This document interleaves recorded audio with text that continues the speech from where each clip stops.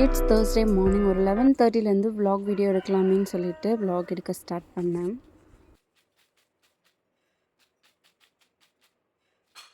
Previous month garlic கொஞ்சம் எக்ஸ்ட்ராவே வாங்கிட்டு வந்திருந்தோம். நிறைய இருக்குன்னு சொல்லிட்டு ஒரு 2-3 பூண்டு அப்படியே கவர்லேயே வச்சுருந்தேன். அதை எடுத்து பார்க்கவே இல்லை. நெக்ஸ்ட் மந்த் யூஸ் பண்ணிக்கலாமேன்னு சொல்லிட்டு இப்போ எடுத்து பார்க்கும்போது ஒரு மாதிரி கருப்பாக இருந்தது. ஒரு சில பூண்டு கெட்டு போயிடுச்சு. ஸோ ஃபஸ்ட்டு எல்லாமே தனித்தனியாக ஸ்ப்ளிட் பண்ணி 1 hour கிட்ட வந்து வெயிலில் வச்சுருந்தேன். வெயிலில் நல்லா காஞ்சிட்டதால் அதோட ஸ்கின்லாம் பீல் பண்ணுறதுக்கு ரொம்பவே ஈஸியாக வந்தது. ஸோ ஃபஸ்ட்டு அதெல்லாமே கிளியர் பண்ணி எடுத்து வச்சுட்ருந்தேன். எனக்கு இந்த எக்ஸ்ட்ரா ஹவுஸ் ஹோல்ட் ஒர்க்லாம் பார்க்குறதுக்கான டைம் மோஸ்ட்டாக இந்த மிட் மார்னிங் 11:30 to 12:30 வரைக்கும் பார்ப்பேன். அண்ட் ஈவினிங் வந்து 7:30 to 9 o'clock வரைக்கும் எனக்கு நிறையவே டைம் இருக்க மாதிரி இருக்கும். ஸோ இந்த எக்ஸ்ட்ரா ஹவுஸ் ஹோல்ட் ஒர்க் எல்லாமே நான் அந்த டைமில் பண்ணுறதுக்கு மோஸ்ட்டாக ட்ரை பண்ணுவேன்.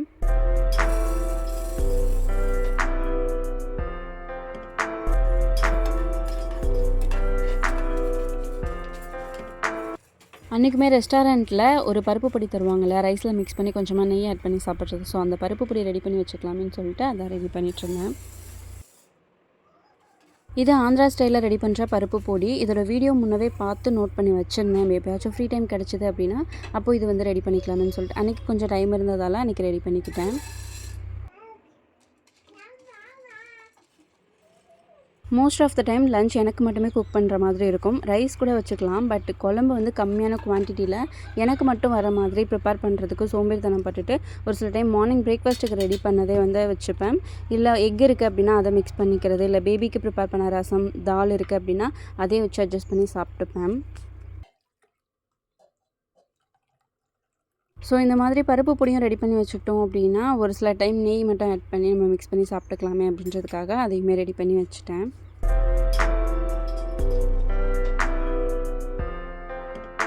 மார்னிங் எழுந்ததும் ஃபில்டர் காஃபி குடிக்கணும் அப்படின்னு சொல்லிட்டு டெய்லியுமே தோணும். பட் அதுக்கு டிகாஷன் நம்ம ரெடி பண்ணி வச்சோம் அப்படின்னா அதோட ஃபில்டர் இறங்குறதுக்கே 20 minutes கிட்ட ஆகிற மாதிரி இருக்கும். பட் அது வரைக்கும் வெயிட் பண்ண முடியாது அப்படின்றதால சம்டைம்ஸ் இன்ஸ்டன்ட் காஃபி பவுடர் இருந்ததுன்னா அதை யூஸ் பண்ணிப்பேன். இல்லை டீயே வச்சு மார்னிங் டீ எடுத்துகிட்டு இந்த மாதிரி மிட் மார்னிங் டைமில் ஃபில்டர் காஃபி கொஞ்சம் பொறுமையாக எல்லா ஒர்க்கும் ஃபினிஷ் பண்ணிவிட்டு ரிலாக்ஸ்டாக உட்காந்து குடிக்கலாமேன்னு சொல்லிட்டு இந்த மாதிரி டைமில் ரெடி பண்ணிக்கிறது.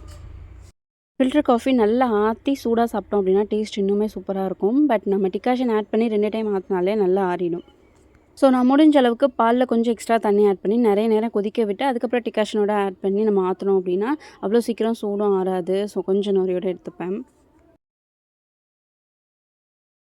நைட் டின்னருக்கு ராஜ்மா கிரேவி சப்பாத்தி பிளான் பண்ணியிருந்தேன். ராஜ்மா ஒரு 8 hours கிட்ட நல்லா ஊறினா தான் நல்லா பாயில் ஆகி வரும். ஸோ நான் அப்போவே கொஞ்சமாக வாட்டர் ஆட் பண்ணி சோக் பண்ண வச்சிட்டேன். ஸ்டார்டிங்கில் நான் இந்த மாதிரி பயிர் ஐட்டம்ஸ், ராஜ்மா அந்த மாதிரி ப்ரோட்டீன் ஐட்டம்ஸ்லாம் குக் பண்ணி எடுத்துக்கணும். வீக்லி ட்வைஸாவது வந்து கம்பல்சரி எடுத்துக்கணும் அப்படின்னு சொல்லி பிளான் பண்ணி கொஞ்சம் பல்காகவே வந்து பர்ச்சேஸ் பண்ணிட்டு வந்திருக்கேன். ஸோ அந்த மாதிரி வாங்கிட்டு வரும்போது நிறைய டைம் குக் பண்ணாமலே விட்டுருவேன். மந்த்லி ஒன்ஸ் ஆர் ட்வைஸ் தான் ரெடி பண்ணுற மாதிரி இருக்கும்.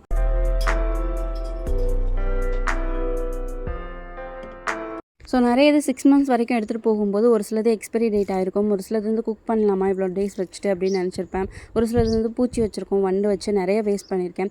ஸோ இப்போலாம் எப்படி பிளான் பண்ணிக்கிறேன் அப்படின்னா இந்த மந்த்துக்கு ஒரு 3 பயிர் ஐட்டம்ஸ் மட்டும், ராஜ்மா, கருப்பு, வெள்ளை சுண்டல் அது மட்டும் வாங்கிட்டு வரேன் அப்படின்னா இதெல்லாம் காலியானதுக்கப்புறம் நெக்ஸ்ட் மந்த்துக்கு வேறு ஒரு 3 பருப்பு ஐட்டம்ஸ் ஏதாவது பயிர் ஐட்டம்ஸ் வாங்கிட்டு வந்து வச்சுருது. ஸோ இந்த மாதிரி பிளான் பண்ணி பண்ணும்போது வேஸ்ட்டும் ஆகாது. மந்த்லி இந்த மாதிரி ஐட்டம்ஸ் வந்து நம்ம எடுத்துக்கிற மாதிரி இருக்கும். க்ளீனிங்கை பொறுத்த வரைக்கும் ஏதாவது ஒரு இதில் வந்து ஸ்டார்ட் பண்ணியிருப்போம். ஸோ இதை மட்டும் க்ளீன் பண்ணி வச்சிடலாமே அப்படின்னு சொல்லிட்டு அப்படியே தொட ஒன்று ஒன்றா அடுத்தடுத்து பண்ணிகிட்டே போயிடுவோம். ஸோ ஃபஸ்ட்டு மார்னிங் பூண்டு வந்துட்டு அந்த தோல்லாம் பீல் பண்ணி எடுத்து வச்சதுக்கப்புறம் சின்ன வெங்காயம் ரொம்ப குட்டி குட்டியாக இருந்தது. ஸோ இந்த மாதிரி இருந்தாலும் உரிக்க கொஞ்சம் கஷ்டமாக இருக்குமே அப்படின்றதுக்காக அதையுமே வெயிலில் காய வச்சு அதோட தோல்லாம் கொஞ்சம் நல்லா பீல் பண்ணி வச்சோம் அப்படின்னா உரிக்கிற டைமில் நம்ம வந்துட்டு கட் பண்ணி மட்டும் எடுத்துக்கிட்டால் போதும். அந்த மாதிரி இருக்க மாதிரி நான் ரெடி பண்ணி வச்சுக்கிறது.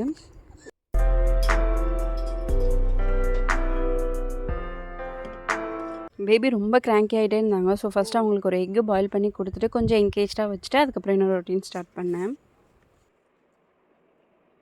மாவு பேட்டர் இப்போ வரைக்கும் நான் மிக்ஸி ஜாரில் தான் அரைச்சிட்ருக்கேன். பேபி அந்த கிரைண்டரோட பாட் எங்கேயோ மிஸ் பண்ணிட்டாங்க.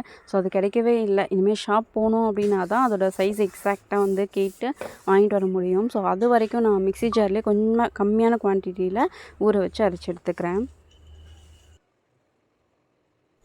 ஸோ அன்றைக்கி நிறையவே டைம் இருந்ததால் மார்னிங்கே மாவுக்கும் வந்துட்டு ஊற வச்சு அதையும் அரைச்சி எடுத்துக்கிட்டேன். ஏன் மார்னிங்லேருந்து நிறைய டைம் இருக்குது அப்படின்னா, மார்னிங் பிரேக்ஃபாஸ்ட் எதுவுமே குக் பண்ணல. பேபிக்கு மட்டும் கொஞ்சமாக மினி இட்லி அண்ட் கொஞ்சமாக பொடி வச்சு கொடுத்துட்டோம் அப்படின்றதால எங்களுக்கு பிரேக்ஃபாஸ்ட் வந்து நான் எதுவுமே ரெடி பண்ணல.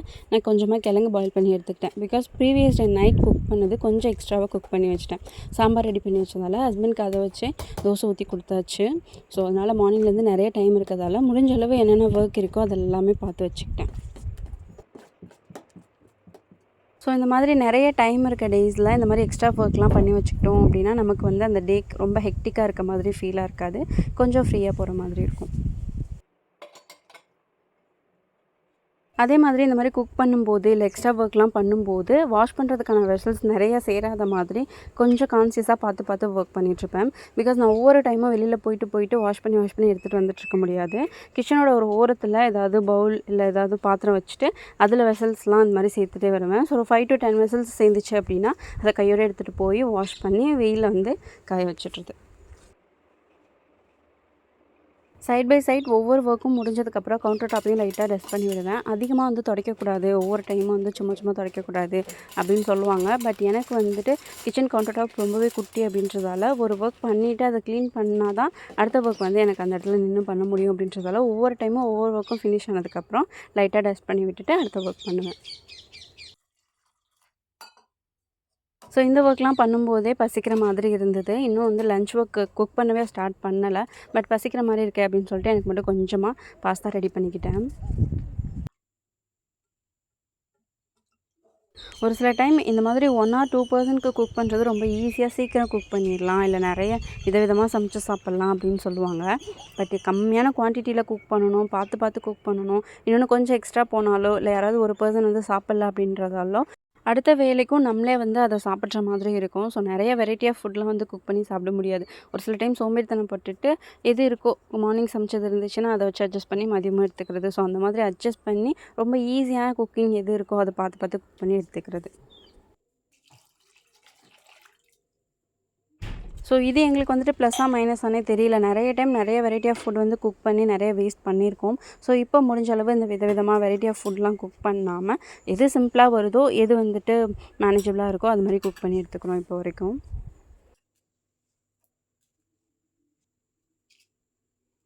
அதே மாதிரி காய்கறிலாம் வாங்கிட்டு வரோம் அப்படின்னா 1 வீக்குக்கு தேவையான அளவுக்கு தான் வாங்கிட்டு வருவோம். பட் கம்மியான குவான்டிட்டியில் குக் பண்ணுறோம் அப்படின்றதால இது எங்களுக்கு 2 வீக்ஸ் வரும். ஸோ முடிஞ்ச அளவு காய்கறியும் கம்மியாக பார்த்து வாங்கணும், குக் பண்ணுறதும் கொஞ்சம் பார்த்து குக் பண்ணணும் அப்படிங்கிறது கொஞ்சம் கஷ்டமான விஷயந்தான்.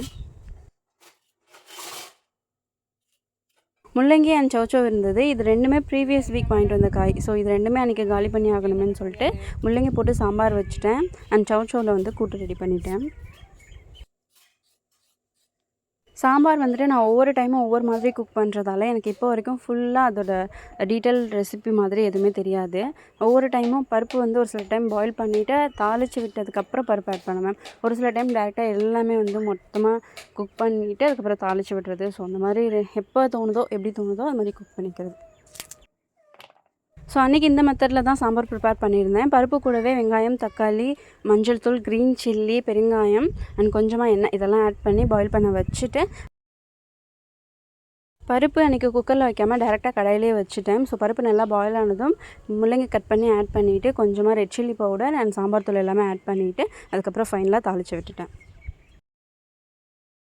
சௌச்சோ கூட்டுக்கு தேவையான பருப்புமே சாம்பாருக்கு ப்ரிப்பேர் பண்ண பருப்போடு சேர்த்து வச்சுருந்துருக்கலாம். பட் நான் கொஞ்சமாக கடலைப்பருப்பு அண்ட் பாசிப்பருப்பு வந்து சௌச்சோ கூட்டுக்கு வந்து பிளான் பண்ணியிருக்கிறதால ஸோ தனியாகவே வச்சுக்கலாமே அண்ட் சௌச்சோவையும் வந்துட்டு கட் பண்ணி பருப்போட பாயில் பண்ணி சேர்த்து வச்சிடலாம் அப்படின்றதுக்காக சௌச்சோ கூட்டுக்கு தேவையானது எல்லாமே வந்து குக்கரில் பாயில் பண்ணி வச்சுட்டு சாம்பாருக்கு தேவையான பருப்பு வந்து கடாயில் பாயில் பண்ணி வச்சுட்டேன்.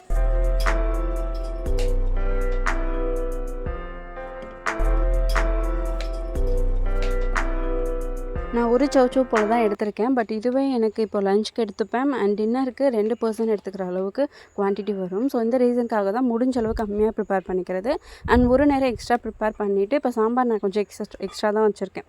ஸோ இதுவே நைட் வந்துட்டு நாங்கள் டின்னருக்கு தோசை இட்லி ஊற்றிக்கிறோம் அப்படின்னா இந்த சாம்பார் வச்சு மேனேஜ் பண்ணிப்போம்.